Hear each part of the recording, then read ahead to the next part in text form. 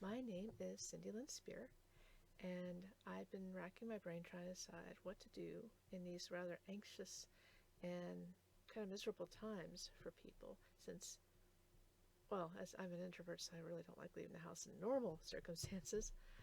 And I thought I could read to people. And who doesn't like fairy tales? So I thought I would try this experiment with you to see if this is something that people enjoy. And I'm going to start this experiment with a rather short fairy tale called The Fairies by Charles Perrault.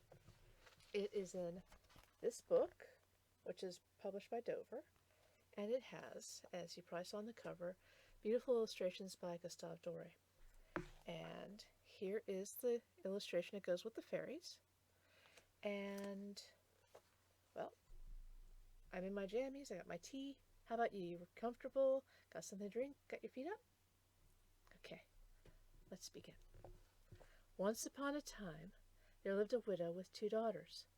The elder was often mistaken for her mother, so like her was she both in nature and in looks, parent-child being so disagreeable and arrogant that no one could live with them. The younger daughter, who took after her father in the gentleness and sweetness of her disposition, was also one of the prettiest girls imaginable. The mother doted on the other daughter, naturally enough, since she resembled her so closely, and disliked the young one intensely. She made the latter live in the kitchen and work hard from morning until night. One of the poor child's many duties was to go twice a day and draw water from a spring a good half-mile away, bringing it back in a large pitcher. One day, when she was in the spring, an old woman came up and begged for a drink. "Why, certainly, good mother," the pretty lass replied. Rinsing her pitcher, she drew some water from the cleanest part of the spring and handed it to the dame, lifting up the jug so that she might drink the more easily. Now this woman was a fairy, who had taken the form of a poor village dame to see just how far the girl's good nature would go. "You are so pretty," she said when she had finished drinking, "and so polite, that I am determined to bestow a gift upon you. This is the boon I grant you. With every word you utter there shall fall from your mouth either a flower or a precious stone." When the girl reached home she was scolded by her mother for being so long in coming back from the spring. "I'm so sorry to have been so long, mother," said the poor child. As she spoke these words there fell from her mouth 3 roses, 3 pearls, and 3 diamonds. "What's this?" cried her mother. "Did I see pearls and diamonds dropping out of your mouth? What does this mean, dear daughter?" This was the first time she had ever addressed her daughter so affectionately. The poor child told a simple tale of what had happened, and in speaking scattered diamonds right and left. "Really," said her mother, "I must send my own child there. Come here, Fanchon, look at what comes out of your sister's mouth whenever she speaks. Wouldn't you like to be able to do the same? All you have to do is go and draw some water at the spring, and when a poor woman asks you for a drink, give it to her very nicely." "Oh, indeed," replied the little miller girl. "Don't you wish you'd see me going there?" "I'll tell you that you are to go," said her mother, "and go this instant." Very sulkily the girl went off, taking with her the best silver flagon in the house. No sooner had she reached the spring than she saw a lady, magnificently attired, who came towards her from the forest and asked for a drink. This was the same fairy who had appeared to her sister, masquerading now as a princess in order to see how far this girl's ill nature would carry her. "Do you think I came here just to get you a drink?" said the loutish damsel arrogantly. "I suppose you think I brought a silver flagon here specially for that purpose. It's so likely, isn't it? Drink from the spring if you want to."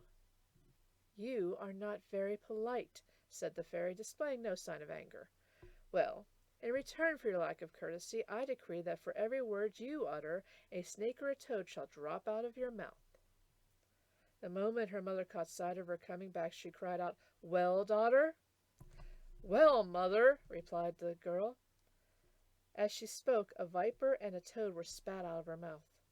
"Gracious heavens!" cried her mother. "What do I see? Her sister is the cause of this, and I will make her pay for it." Off she ran to thrash the poor child, but the latter fled away and hid in the forest near by. The king's son met her on his way home from hunting, and noticing how pretty she was, inquired what she was doing all alone, and what she was weeping about. "Alas, sir," she cried, "my mother has driven me from home." As she spoke, the prince saw 4 or 5 pearls and as many diamonds fall from her mouth. He begged her to tell him how this came about, and she told him the whole story. The king's son fell in love with her, and reflecting that such a gift had been bestowed upon her was worth more than any dowry which another maiden might bring him, he took her to the palace of his royal father, and there married her. As for the sister, she made herself so hateful that even her mother drove her out of the house. Nowhere could the wretched girl find anyone who would take her in, and at last she lay down in the forest and died. The end. Well, there's 2 morals, but I'm not going to bother reading them. Anyway, the reason why I'm so fond of the fairies, which is kind of funny, it is called the Fairies, but there's only one fairy in the story, is because I was reading it ages ago, and I remember thinking to myself, wow, that is a horrible thing to have happen to her. The girl really didn't get rewarded as far as I was concerned, because being blessed with pearls and diamonds coming out of your mouth sounds okay, right? Because you saved it up, you have lots of money, and you can always be silent for a while, and if it really bothered you. But I was like, why didn't she reward the girl's goodness in some other way, some way that wasn't, it seems uncomfortable and painful. And also, her happy ending, which he didn't say, and they all lived happily ever after, is, of course, the prince is like, hubba hubba, you're the girl for me, because she's beautiful and she's got a constant font of wealth coming out of her mouth. So I always thought that was kind of cruddy. So I wrote a sequel, and it's called Every Word I Speak, and it's told by the point of view of the youngest daughter, and maybe I'll read that one to you next-ish. So I hope you enjoyed this experiment, and if you did, please feel free to leave a comment. Be merciful, and take care of yourself, okay? Drink lots of water, try not to go crazy, and do everything you have to stay safe, because I want all the best for you, and thank you.